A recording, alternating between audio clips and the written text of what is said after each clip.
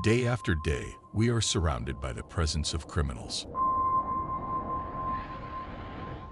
We are spectators to the deepest darkness in human actions and the bizarre reality that someone's suffering can be a form of pleasure. As dedicated investigators of the criminal world, we're on a mission to uncover the most shocking crimes and get inside the minds of those who commit them. I am Luke, and today I bring you another unreal true crime.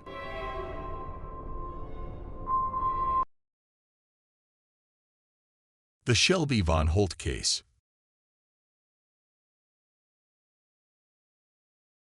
Shelby Erin Von Holt was a cheerful young girl born on September 7, 2000, in Fort Wayne, Indiana, USA. Shelby was the second child in a family that included her mother, Shauna Hartman, father Toby Von Holt, older sister Peyton Hartman, and younger siblings, Devin Von Holt and Isaac Von Holt. Shelby graduated from Troy Center High School in 2018. Over the next 2 years, she worked at a steakhouse and other places while contemplating her desired career path. She seemed to be leaning towards a therapeutic field, although she hadn't yet decided the exact specialty. Living life like any other 20-year-old, Shelby's cheerful personality made her the life of every party. She was ever smiling, loved to dance, sing, and spend time with friends. Interestingly, Shelby was living independently, although the reasons or circumstances for this remain unclear.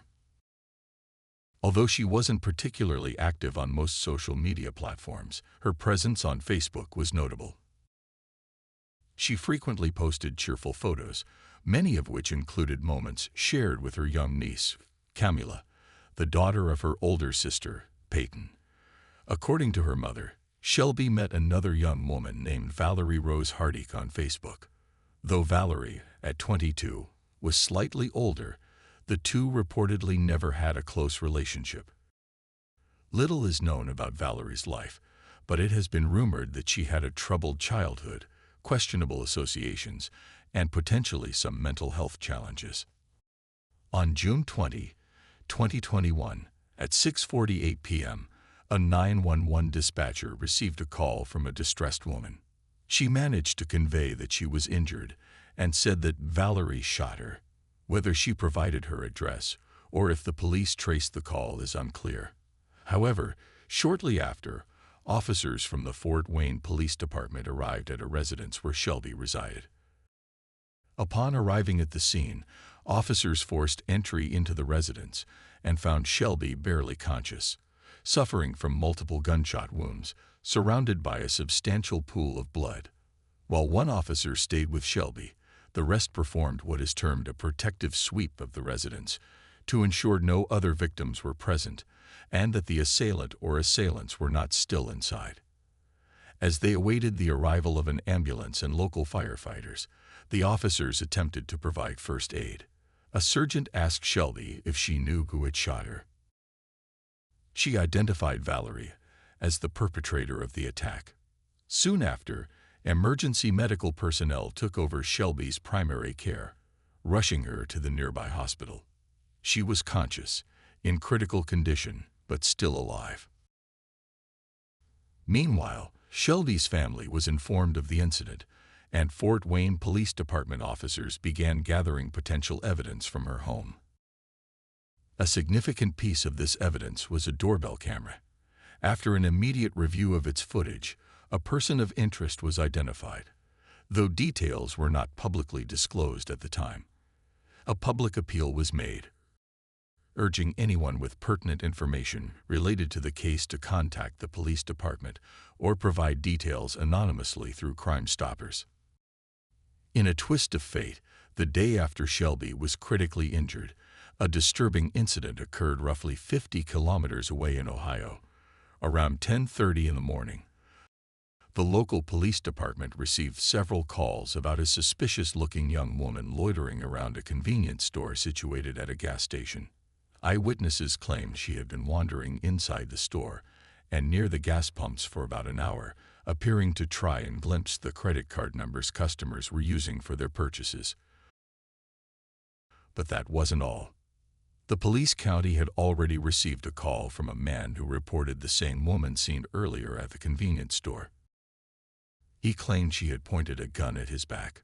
Shortly after, with precautions taken, police officers arrived at the gas station where the woman was still present, and they proceeded to apprehend her without any violent incidents.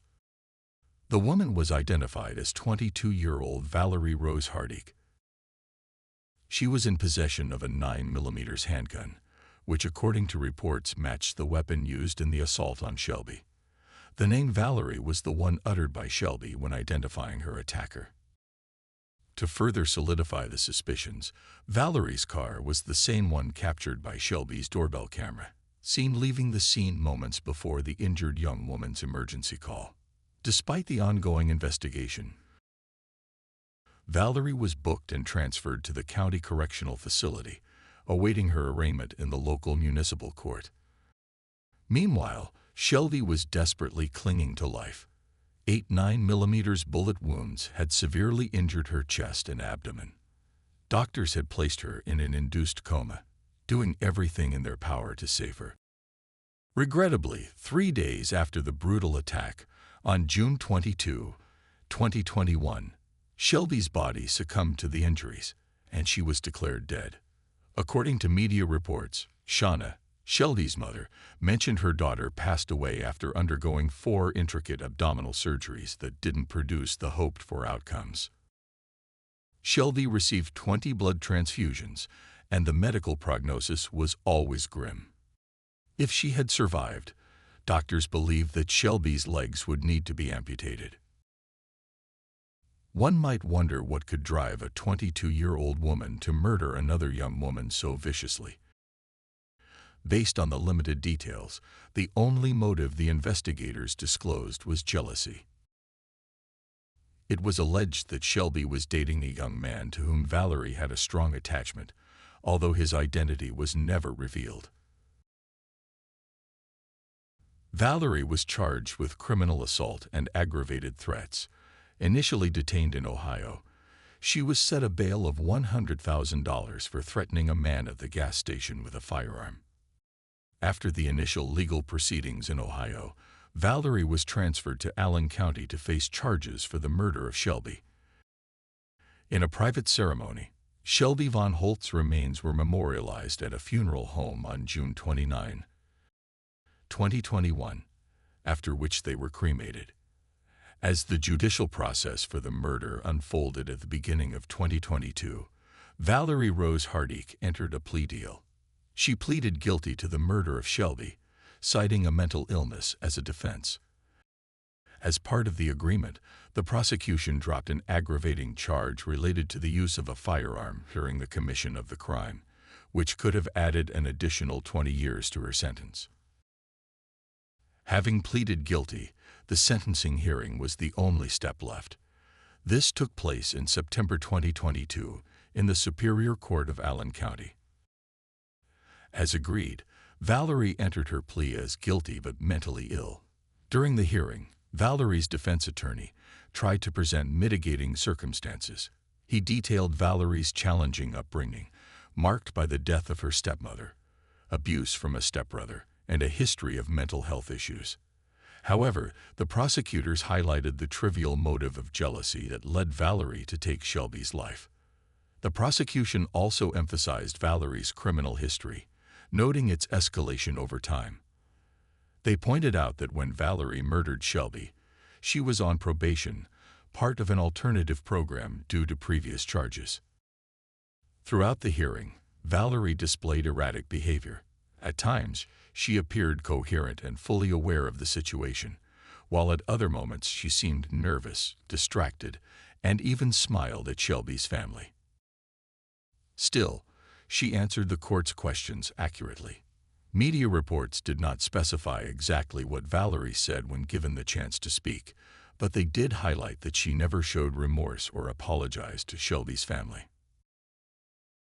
Shelby's parents, however, clearly conveyed their profound loss during their victim impact statements. Shelby's father, recalled his daughter's love for significant symbols like peace signs, and mentioned that at the time of her murder, she was finding her way in life. He reflected on Valerie's demeanor during her guilty plea, stating that just by hearing her voice, one could sense her lack of remorse. The grief-stricken father asserted that by admitting to intentionally killing Shelby, Valerie wore her crime like a badge of honor, which showed clear evidence of her lack of regret. Additionally, Toby stated that while jealousy was presented as Valerie's motivation for killing Shelby, he believed there had to be more to the story that wasn't revealed. Referring to the defense's argument about Valerie's mental illness, Shelby's father pointed out that prisons are filled with people with mental issues. He vowed never to stop seeking answers as to why this tragedy occurred. In a heartfelt reflection, Toby emphasized that there were two tragedies in this case, the first being the shocking and agonizing death of his daughter, and the second being Valerie's choice to forsake her future out of rage. He pointed out that Valerie's children would suffer greatly. It was revealed that at 22, Valerie already had at least 2 children, though no further details about them were made public. The grieving father expressed that the tragedy wouldn't end at the graveyard or in the courtroom, stating that true justice could never be found in such tragedy. However, he shared that he had forgiven Valerie to find peace within himself, feeling that his faith in Christ guided him to this decision. He expressed confidence that Shelby was with God and reiterated his deep love for her. Shauna, Shelby's mother, also shared her sentiments. She fondly remembered her daughter as a princess from the day she was born. She described Shelby as a kind spirit who wouldn't hesitate to help a friend, no matter the distance. Shauna committed to attending all possible appeal hearings that Valerie's defense might initiate in the future. Shauna shared the torment of the memory of her lifeless daughter and the helplessness she felt being unable to protect her. All she could do was lay her head on Shelby's chest as her daughter lay in a medically induced coma. She publicly acknowledged her daughter's courage, as Shelby had managed to name her assailant twice and fought valiantly for her life after being attacked. Shauna detailed Shelby's severe injuries, explaining that her heart was racing so fast that her body couldn't sustain it. Shauna mentioned she didn't seek compensation for her daughter's medical expenses, which amounted to nearly $500,000, as these were waived upon Shelby's death. Funeral expenses were around $15,000, but Shauna expressed that she didn't believe she would ever receive compensation and didn't want any money from Valerie. Holding back tears, Shelby's mother expressed that memories were all she had left. She wished she could trade places with her daughter, noting that there were days when the grief was so intense that she couldn't bring herself to get up. After the presentations by the legal representatives and the victims' family statements, the court awaited the verdict from the judge. Given the plea agreement under Indiana law, the sentence could range between a minimum of 45 years to a maximum of 65 years, with the average being 55 years. Valerie's defense asked for the minimum sentence, highlighting various mitigating factors, while the prosecution sought the maximum. Before announcing his decision, the judge stated it was evident the murder was premeditated and Valerie was fully aware of her actions, which was further evident when she fled to Ohio. The judge acknowledged that Valerie might have had a challenging upbringing, facing inadequate education, personal traumas, and mental health issues. However, he emphasized her growing criminal record. At the time of Shelby's murder, Valerie was already facing pending charges for a separate crime. Given her past unsuccessful rehabilitation attempts and criminal background, her trauma couldn't be deemed a viable excuse. Reflecting on these points, the judge sentenced 23-year-old Valerie to the maximum possible sentence of 65 years in prison. He also ordered the destruction of the weapon used in the murder. According to the American Correctional System's records, Valerie is incarcerated in Indiana Women's Prison, with the earliest estimated release date being June 18, 2070, at which time she will be 72 years old. After the court session, Shelby's parents expressed satisfaction with the verdict. However, in later statements, they clarified that no judgment could alleviate their pain. While Valerie would spend her days in prison, Shelby's mother emphasized that she would forever miss and remember her daughter. Interestingly, this case is one of the few where a mortal victim was able to identify her killer. Elaborating on this aspect, a prosecutor, who was not involved in this case, explained that when a dying victim identifies their attacker, such statements are known as dying declarations. These not only provide a starting point for detectives, but also stand as the sole exception to the hearsay rule in court trials, aiming to ensure the most reliable evidence is presented.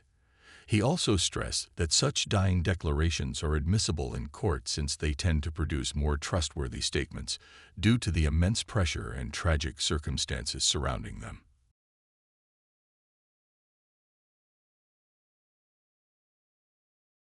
And that concludes today's case review. Share your thoughts in the comments. We genuinely value your insights on these cases. If you like this video, don't forget to leave a thumbs up, subscribe if you haven't already, and share this video with those you think might find it interesting. We'll see you in another episode of Unreal True Crime. Goodbye. Day after day, we are surrounded by the presence of criminals. We are spectators to the deepest darkness in human actions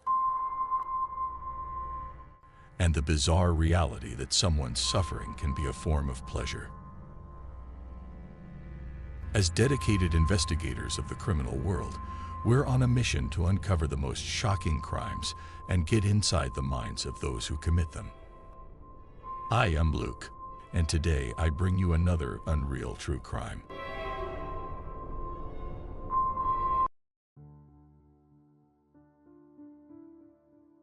The horrible James Bulger case.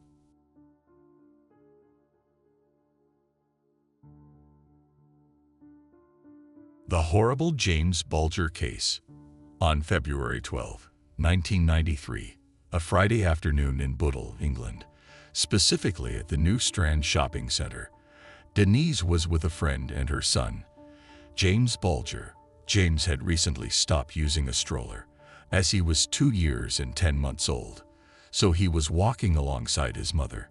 At around 3 o'clock in the afternoon, Denise's friend took a different path, leaving Denise alone with her little James. At one point, Denise went to a store with her son, bought what she needed, and when she realized it, she saw that James was not with her. It was only a momentary distraction for a few seconds as she checked her purse, but this oversight would change their lives forever. We all have memories of getting separated from family members in a shopping center as children, so the response here was quite common. When Denise left the store, she reunited with her friend, who had just passed by the front of the shop, but she didn't see James anywhere. They assumed he had wandered off, so they began asking the mall security guards and anyone they encountered if they had seen the child. Soon, announcements were made over the mall speakers, inquiring about James, and as desperation mounted, several police patrols combed the area until nightfall, yet there was still no sign of James.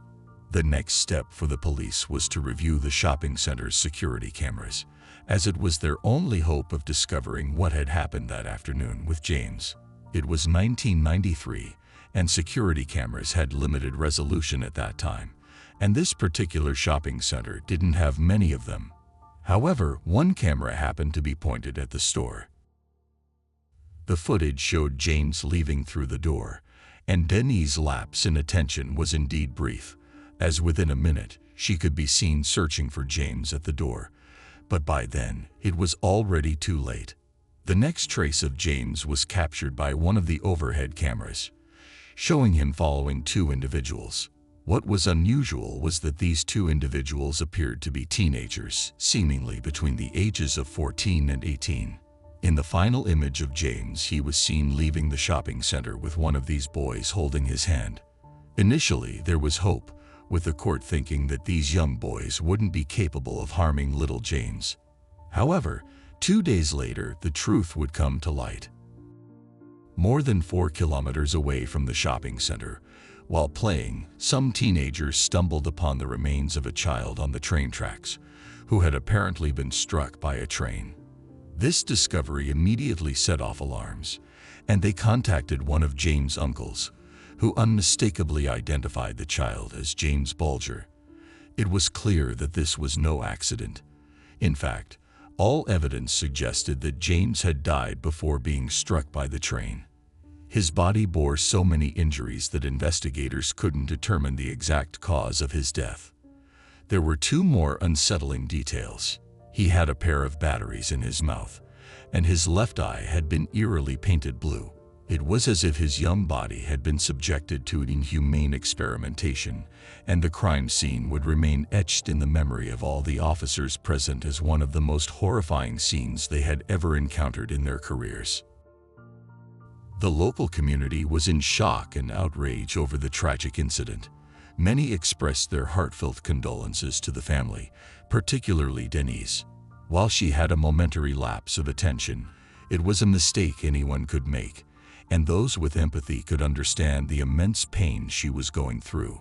She replayed in her mind daily the haunting thought that she might have saved her son had she been more vigilant at that moment. In addition to the sympathy, there were some individuals, including her own husband at one point, who angrily confronted her and blamed her for not being attentive enough, asserting that the tragedy could have been prevented with more careful supervision. The potential key to identifying the culprit lay in the shopping center's security cameras, but their image quality was so poor that even determining the suspects' ages was impossible. Various media outlets attempted to enhance the images in hopes of identifying the individuals, but their efforts proved fruitless. The last glimmer of hope rested on someone coming forward to confess to the crime. On February 16, just 2 days after James' body was discovered, the police received a crucial call. The caller accused a 12-year-old boy named Jonathan Green of being the perpetrator, and shockingly, this accusation came from his own parents. They claimed that their son bore a resemblance to one of the suspects captured in the security camera footage, a grave accusation indeed when it comes from one's own parents. Law enforcement took this accusation seriously and subjected Jonathan to nearly 23 hours of relentless interrogation before eventually declaring him innocent. In a subsequent interview, Jonathan revealed the profound psychological trauma he endured during this time, spending countless sleepless nights. The intensity of the questioning even tempted him to falsely admit guilt at one point. The parents, however, did not hesitate much before making the accusation, even though the images they based it on were captured just days earlier.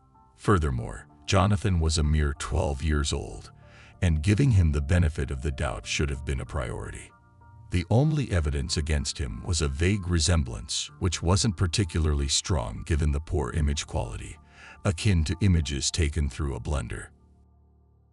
The media, driven by the pursuit of attention, without much consideration, broadcasted Jonathan as the prime suspect. This prompted people, fueled by a thirst for justice, to attack the vehicle in which he traveled with his parents and to vandalize their home by pelting it with stones until all the windows were shattered. The harassment was so severe that the Greens had to abandon their home and relocate to another city. Just 6 days after James' disappearance, a television program showed all available information about the case up to that date, hoping that a viewer might provide a clue to apprehend the culprits. The program was immensely popular at the time, and following its broadcast, the police received several calls, with one call standing out as particularly valuable. It came from a woman who firmly believed that the real culprits were Robert Thompson and John Venables. These boys were known for their mischievous behavior, which had escalated into criminal activities such as theft. They had gained a notorious reputation at their schools and were frequent truants. However, A significant conflict arose when the police suspected that the culprits were at least 14 years old, while these potential suspects were just 10 years old. Due to this discrepancy and the fact that there were several other suspects of similar age, the police decided to pay a visit to the homes of these young boys, although their expectations were not high. Initially, they observed some peculiar behavior, but it was challenging to draw definitive conclusions from these observations since the police had very little experience dealing with child offenders of this age. Subsequently, it was confirmed that both boys had skipped school on that particular day. Additionally, there was a noticeable detail. One of John's shoes displayed clear stains of blue paint. This piece of evidence led the authorities to consider them as prime suspects, and they were promptly taken to the police station. Unlike the previous case with Jonathan, this time the authorities handled it discreetly to prevent the young boys from enduring the extensive hours of questioning in a single session. Consequently, the interrogations were spread out over multiple days.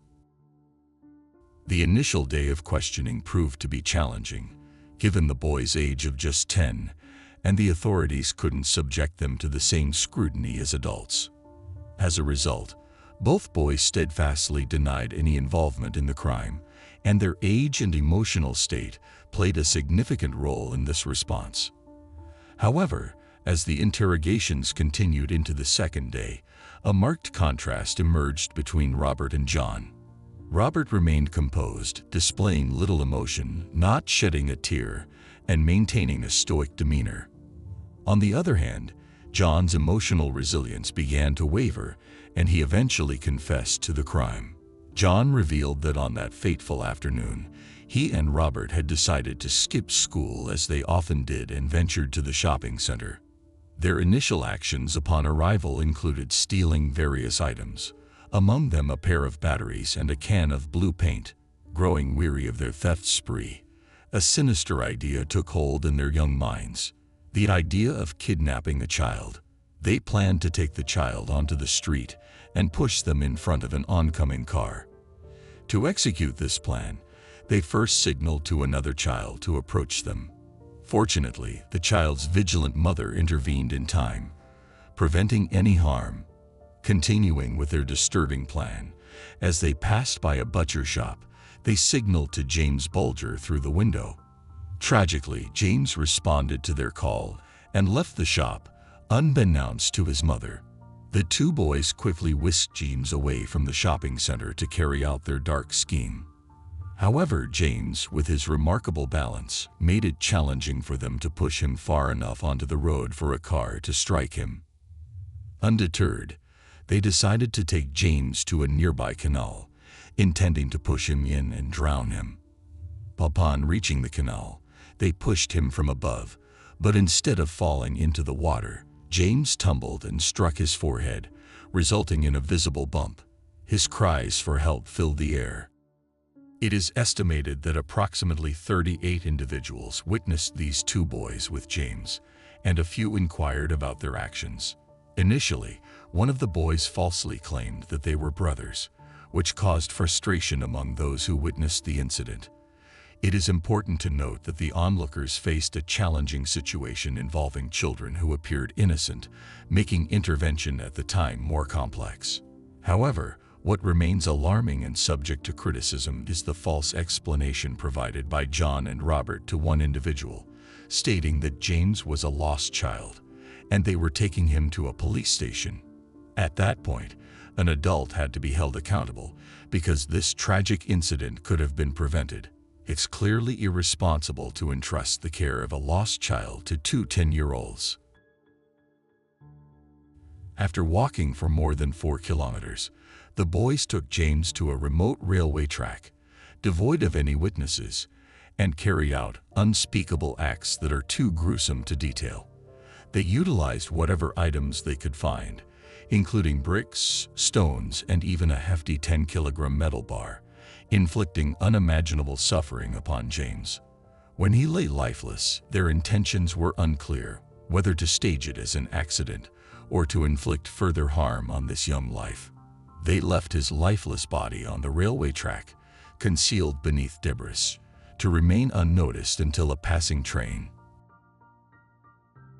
Even the police found it difficult to comprehend such a horrifying reality, and they believed that there must have been prior signs or indicators. Consequently, they decided to delve into the backgrounds of these two young boys. As the police investigation continued, it became evident that both boys had experienced remarkably similar childhoods. Robert Thompson resided in a dysfunctional household where he and his 6 siblings suffered constant abuse from their father. His mother grappled with severe alcohol-related issues and had once attempted suicide while setting their home on fire. Robert had earned a reputation as a thief, displaying violent tendencies and compulsive lying.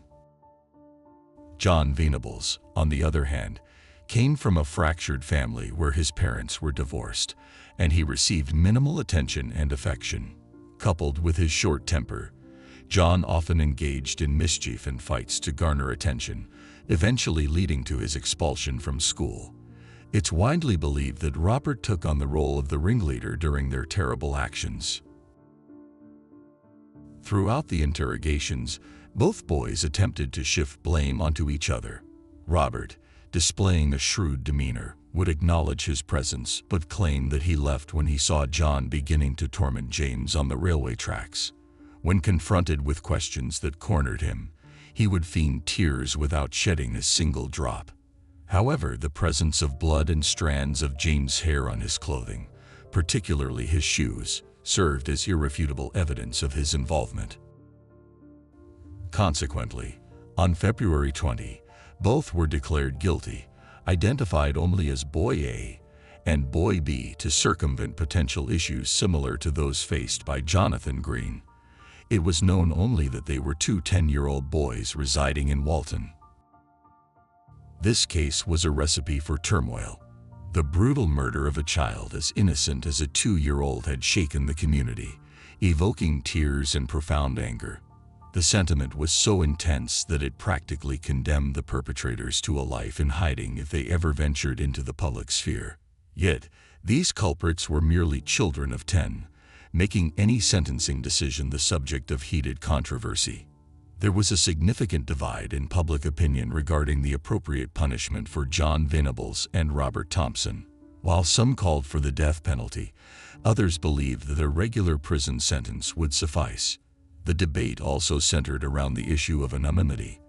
Why should these boys be shielded from public exposure when other murderers were not afforded the same privilege? Revealing their real names would effectively have been a death sentence, erasing all the efforts invested in their psychological rehabilitation. However, some may argue that if they didn't afford James a chance to live, why should they be allowed to live freely? When the trial started, the parents of the accused were moved to different parts of the country and assumed new identities following death threats. The full trial opened at Sessions House, Preston, on 1 November 1993, conducted as an adult trial with the accused in the dock away from their parents, and the judge and court officials in legal regalia. The boys denied the charges of murder, abduction, and attempted abduction. James's mother, devastated by the loss of her son, could only muster the strength to attend the day of the verdict. It wasn't until the sentencing that the judge permitted the media to publish the faces of Robert and John, who had shown no remorse throughout the 17-day trial.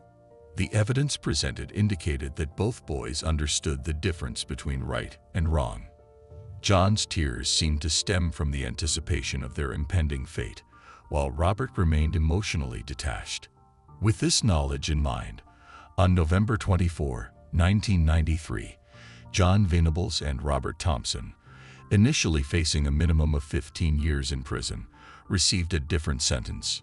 They were to be held in a juvenile detention center until they turned 18, avoiding a real prison experience.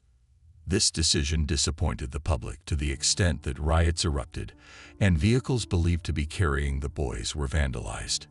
However, these vehicles were decoys, and the boys were transported discreetly in other vehicles. From that point onward, they were granted new identities, shrouded in secrecy, known only to the authorities tasked with monitoring their lives. Initially, public outrage soared when news broke that the government had allocated £1.5 million, roughly equivalent to $2 million, for the rehabilitation of these young boys. This sparked a moral dilemma, as many argued that this substantial sum could have been better spent on saving innocent children, providing them with essential medications and sustenance. After all, this money came from hard-working taxpayers who weren't keen on supporting these boys financially. Some demanded a minimum prison sentence of 15 years for the young offenders, and this demand held some validity. Despite the expertise of psychologists, it's well established that by the age of 18, an individual's brain hasn't fully matured and latent issues may surface, allowing potentially dangerous individuals to exit psychological support at this age was seen as a considerable risk.